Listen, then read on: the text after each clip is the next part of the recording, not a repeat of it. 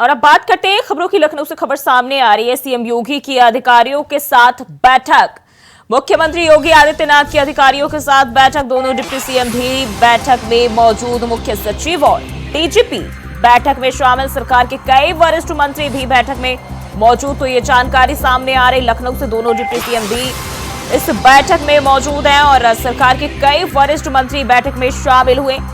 मुख्य सचिव और डीजीपी भी बैठक में शिरकत कर रहे हैं। तो ये जानकारी सामने आ रही। लखनऊ से सीएम योगी आदित्यनाथ जो है अधिकारियों के साथ बैठक कर रहे हैं, जिसमें मुख्यमंत्री के अलावा दोनों डिप्टी सीएम के साथ साथ अन्य कई मंत्री भी इस बैठक में मौजूद हैं। और बात करें तो मुख्य सचिव और डीजीपी भी बैठक में मौजूद है। सरकार के कई वरिष्ठ मंत्री इस बैठक में शामिल हुए। तो ये जानकारी लखनऊ से सामने आ रही है। मुख्यमंत्री योगी आदित्यनाथ जो है बैठक कर रहे हैं और अधिकारियों के साथ सीएम योगी की यह बैठक।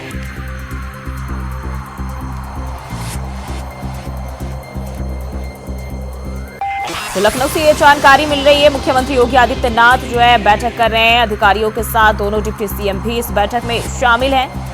साथ ही साथ अन्य वरिष्ठ मंत्री भी इस बैठक में मौजूद है। आपको बता दें अधिकारियों के साथ मुख्यमंत्री योगी आदित्यनाथ की ये बैठक हो रही है। और लखनऊ से ये जानकारी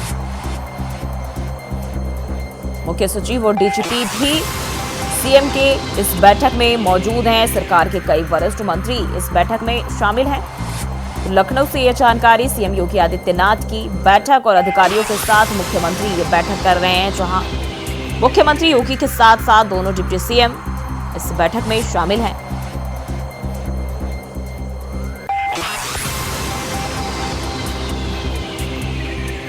तो लखनऊ से यह जानकारी सीएम योगी की बैठक को लेकर अधिकारियों के साथ मुख्यमंत्री बैठक कर रहे हैं और मुख्य सचिव और डीजीपी भी इस बैठक में मौजूद है। इसके साथ साथ सरकार के कई वरिष्ठ मंत्री इस बैठक में शामिल हैं।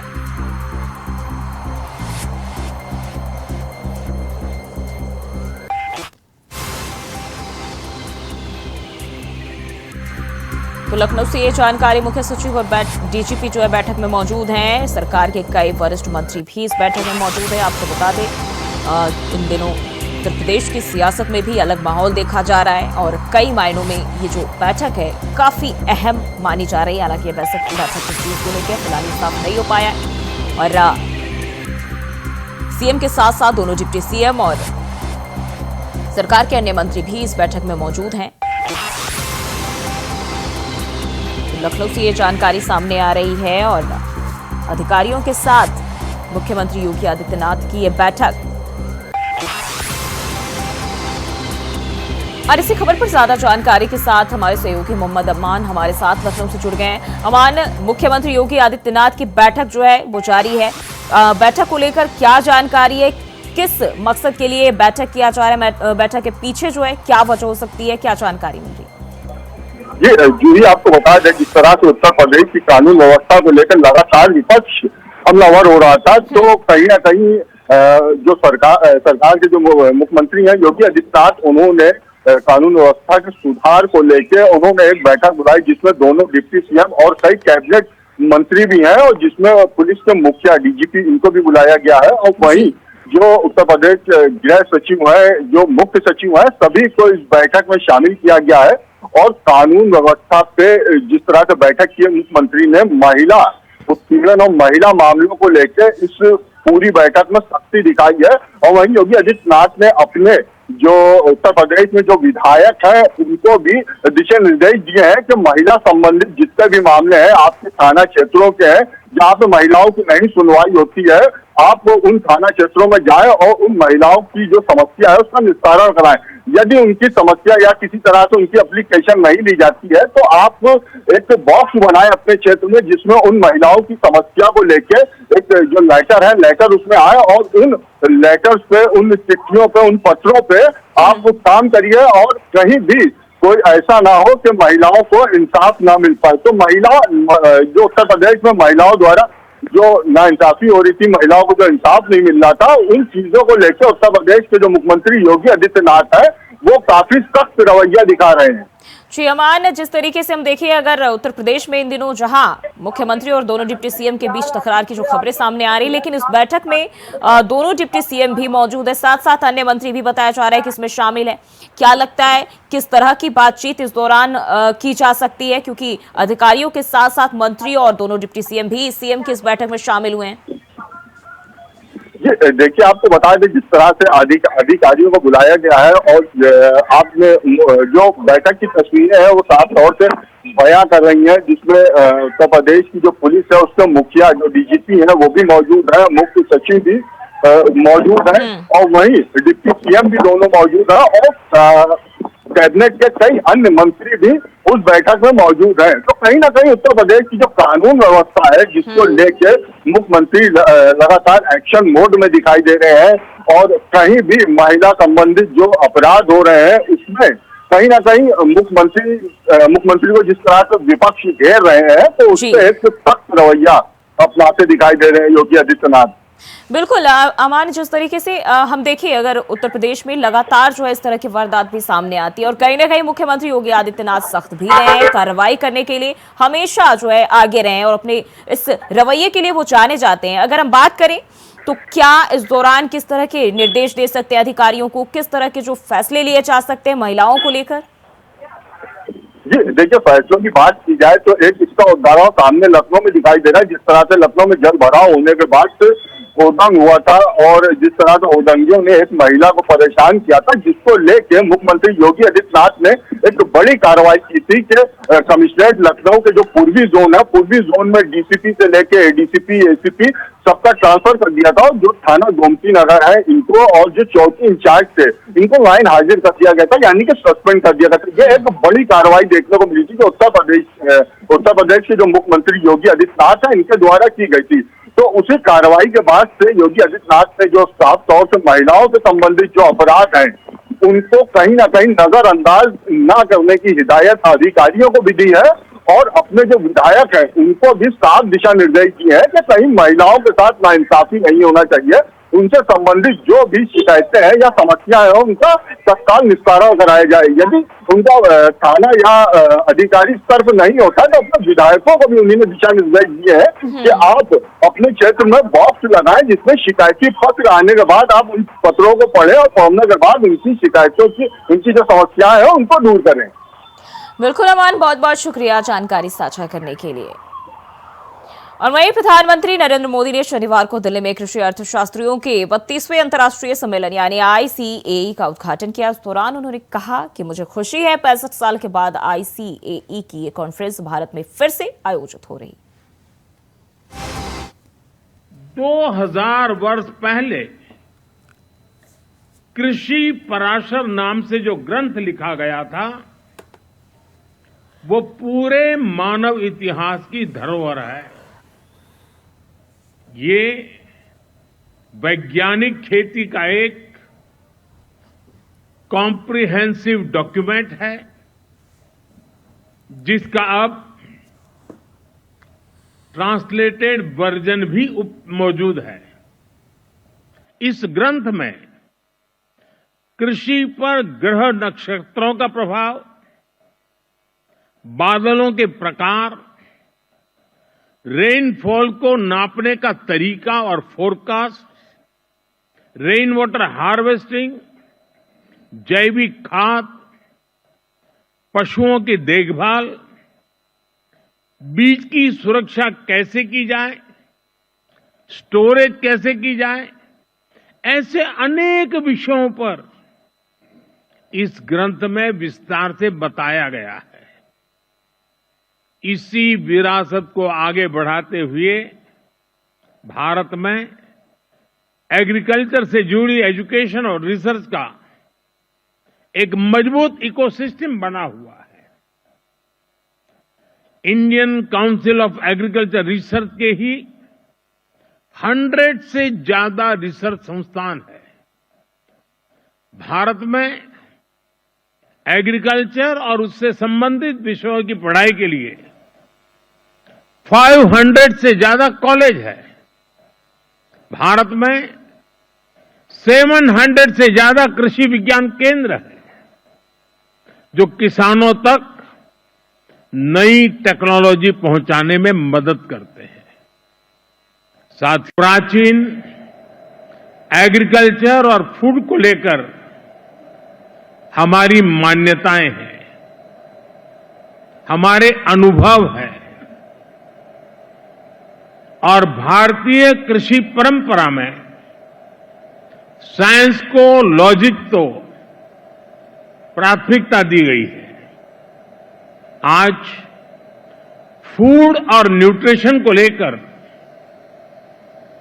इतनी चिंता दुनिया में हो रही है, लेकिन हजारों साल पहले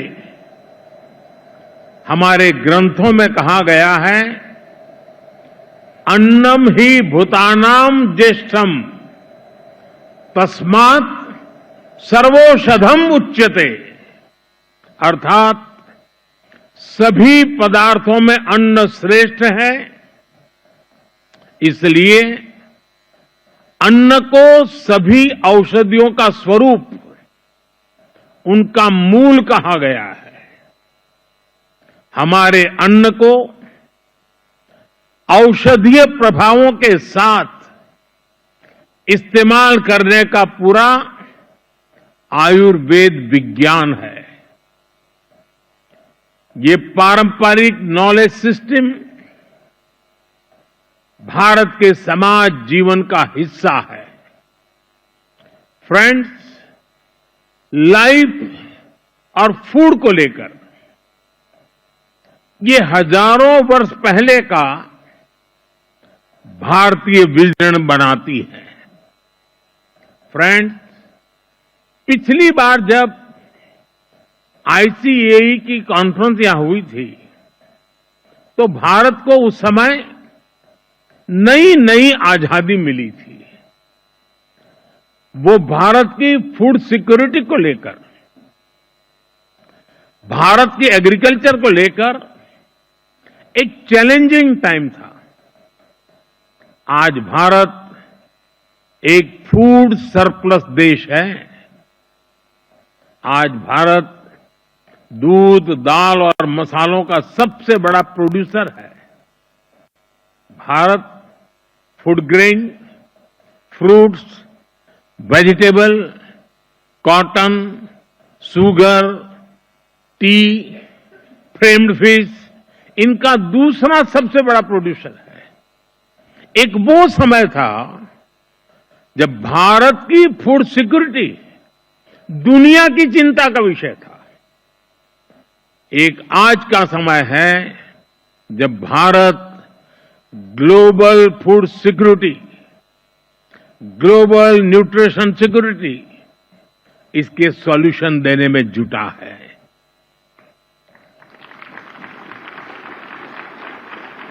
इसलिए फूड सिस्टम ट्रांसफॉर्मेशन जैसे विषय को डिस्कस करने के लिए भारत के अनुभव बहुमूल्य है।